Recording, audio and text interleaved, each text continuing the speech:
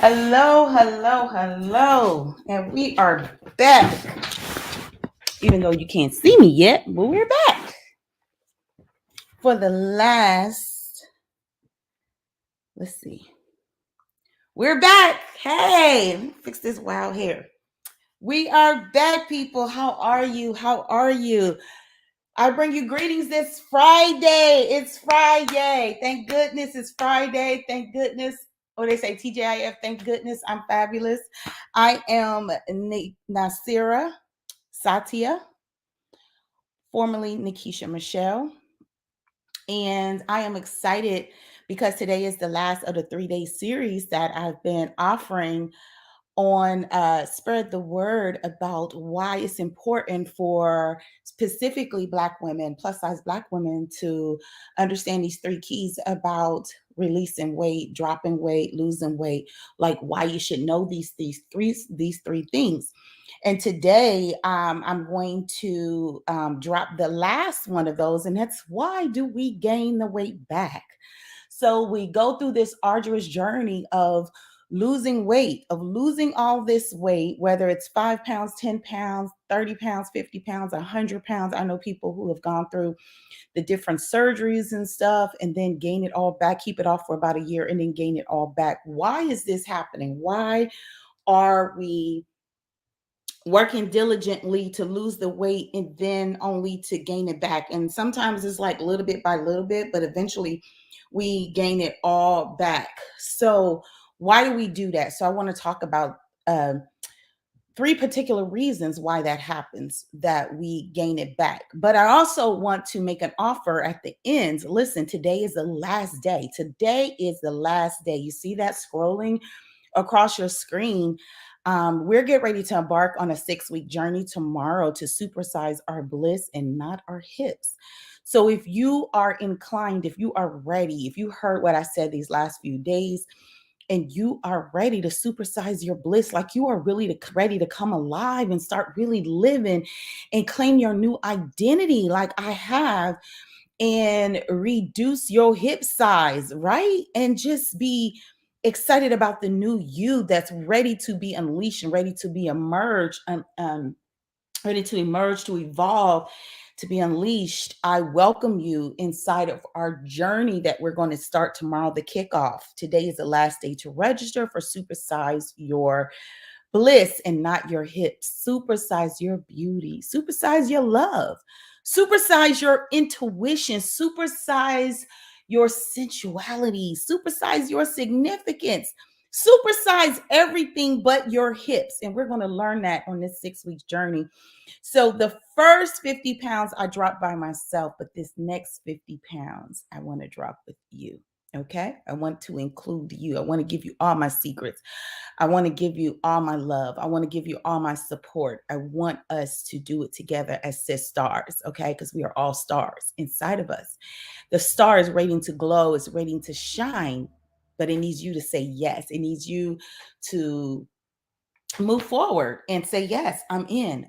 So if you are in, there is a link in the description that you can click. That link, that also going across, the ticker going across is the bit.ly link, and is bit.ly, everything is in lowercase bit.ly/bliss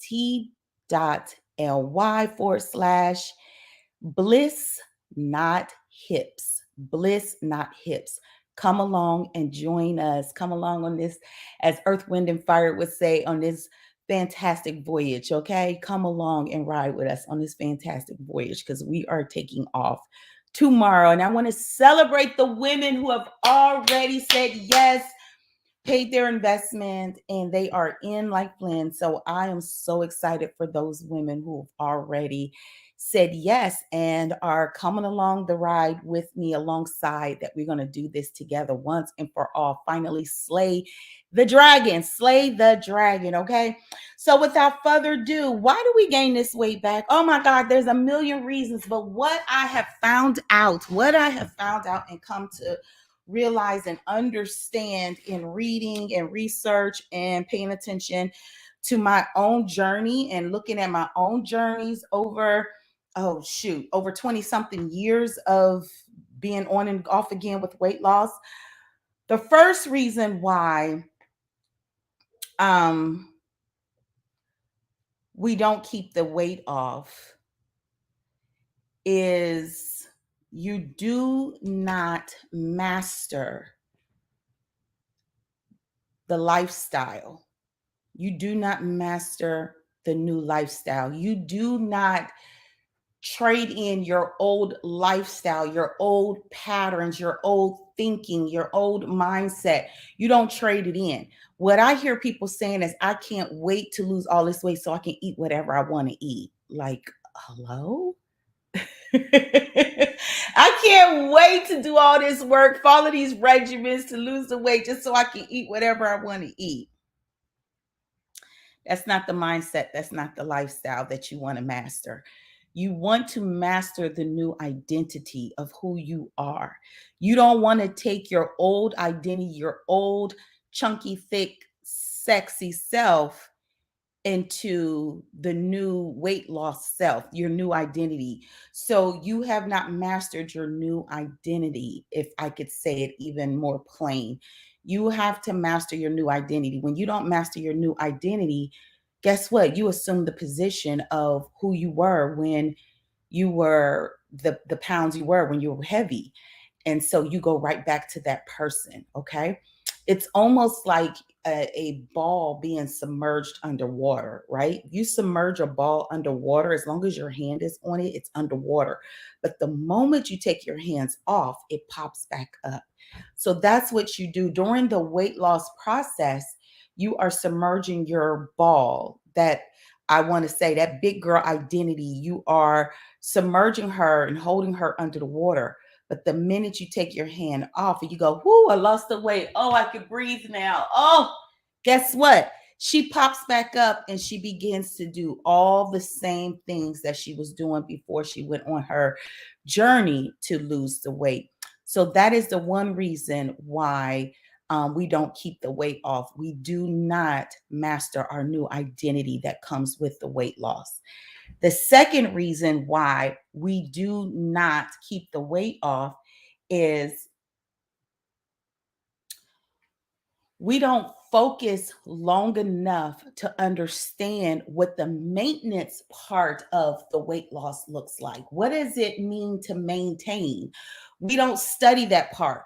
We are so fascinated with the journey of weight loss and rapid weight loss. We're fascinated with that journey, but we don't become equally fascinated with the part of the maintenance. What will it take once I go this route? Once I do keto, once I do low fat, once I do intermittent fasting, once I do all this stuff and I get to my desired weight, what will it look like for me to stay there? We don't master that part. We get to the desired weight and we feel like, well, you know what? I don't want to do keto forever. I don't want to do low fat forever. I don't want to do intermittent fasting forever. And so what that means is you go back to your old eating habits. You go back to your old eating habits. And it's so funny because it starts with little bit by little bit, right? You'll start with a cheat day. Then you'll go from a cheat day to a cheat weekend. Then from a cheat weekend to a whole week. And then next thing you know it, the pounds you've already, after a weekend or after a week, there's 10 pounds already added back to you. So that is the reason why people gain that weight back, because they don't take the time to study the maintenance portion of it. What will it take for me to maintain? And I'll give you a story. I was very strategic, and as God has been guiding me on my weight loss journey, that was one of the things he said. Don't go so fast that you don't know what you're doing, right? Sometimes we go so fast that we don't know what we're doing. We go so fast and we're so excited. Every day we get on the scale and the pounds are dropping, the clothes are looking better on us and all of that stuff. But then I can't even really tell you at what part or what did I eat or what made it a day where I, actually lost 2 pounds versus 3 pounds and versus a pound, or what did I do that made me gain a pound back, or what did I do that's making me hold the weight. you go so fast that you don't really analyze what it is that you're doing. And so a lot of the experts say, don't get on the scale, don't get on the scale, throw the scale away, only weigh yourself once a week and all of that foolishness. I'm like, shut up, for real. I get on that scale every single day to the point where I can feel when I've lost weight or lost pounds, and I can feel when I'm the same. I can feel when I feel a little heavier, if I gained a pound or two back or something like that. I can feel it. And then that allows me to go back and analyze what I did the day before that caused either the weight loss, caused me to stay the same, or caused me to go the other direction. So I am studying the maintenance portion. So when God told me, don't go so fast that you don't know what you're doing, meaning I lost the first 50 pounds. And now before the next 50 pounds, it was like, okay, let me see if I can maintain this without gaining 5, 10, 15 pounds back. Let me see what I need to do to be able to maintain at this level. How much do I need to exercise a week to maintain at this level? What type of exercise that I need to do to maintain at this level? What can I eat and what can I not eat to maintain at this level? So that's what I'm talking about. You have to be able to master the maintenance portion. Don't focus so much on the weight loss portion. That's so good. Yay, you're losing the weight. But now, what does it take for you to keep it off? So you got to be able to do that. So the first thing is you got to be able to master your new identity that comes with the weight loss. The second thing is you have to master the maintenance portion of that. And then last and finally for today, you got to give yourself time to adjust to your lifestyle. Give yourself time to adjust. So that just goes back to what I said about losing the weight so fast that you haven't made the necessary adjustments. So when I say adjustments, there are things that I now have a part in my schedule and things that are not out of my schedule. Like for an example, I work from home, and I used to just sit in the house and just work from home every day. Well, now because of the body weight that I want to be at, I can't afford to just sit in the house every day because that adds weight to me. I have to have a schedule that's put in my schedule for me to go and rev up my body so that my body's fueling process will get an opportunity to burn. So that is in my schedule. What am I going to do to rev up my body's fueling process so that it can burn weight? Okay. So those types of things, like you have to adjust your lifestyle. Give yourself time to adjust your lifestyle. If you cook for your family, you have to give yourself time to adjust to how will you be eating versus how will your family be eating. You have to give yourself time to adjust.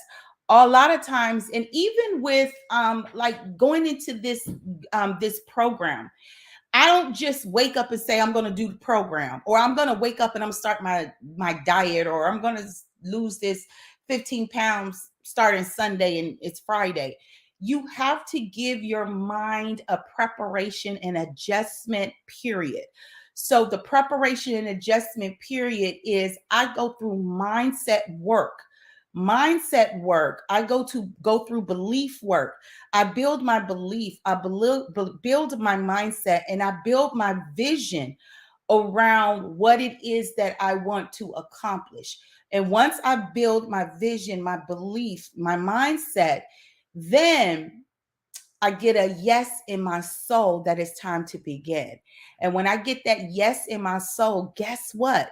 Because of the belief work I've done, because I've visioned it, because I've prepared my mind, my body doesn't give me resistance. It's ready. It's ready.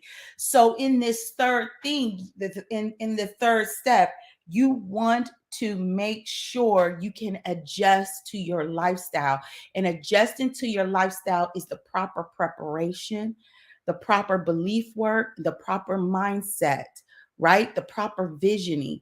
You have to have all the proper things taken care of. You don't for an example, you're building a new temple, you're building a new house. And when you're building a new house, you don't just look and say, okay, I'm gonna buy the land and then go hire the contractors and say build. Like, who does that? No. It's usually you probably go to an architect or you're shopping around on pre-built homes where they built the homes to your specification, but you have a vision of what you want. They show you a layout plan. They kind of tell you how long it's going to take and what they're going to use and what it's going to cost and when they're going to get started and when the loan is going to close. You know, you go through all those phases. Well, you have to go through those same phases when you are going through your weight loss and going into maintenance so you don't gain it all back. Just like you just don't, lose the weight and say, okay, well, I'm done. And then what? No, you prepare for your maintenance stage. You prepare to have a lifestyle of at the weight that you have worked diligently to get to. Okay. So those are the three reasons people gain the weight back, right? They haven't adjusted to their new identity. Like they didn't give themselves a new identity. They carried the old identity with them. That's why they say, like, I tease my little girl. She's 16 and she's little cute little body. And I watch her eat and I say, you a fat girl inside a skinny body. Like she's such a fat girl. But what I love in watching her ethics is she doesn't do that every day. She may pick a day and she's just like eating whatever she wants, maybe a couple of days.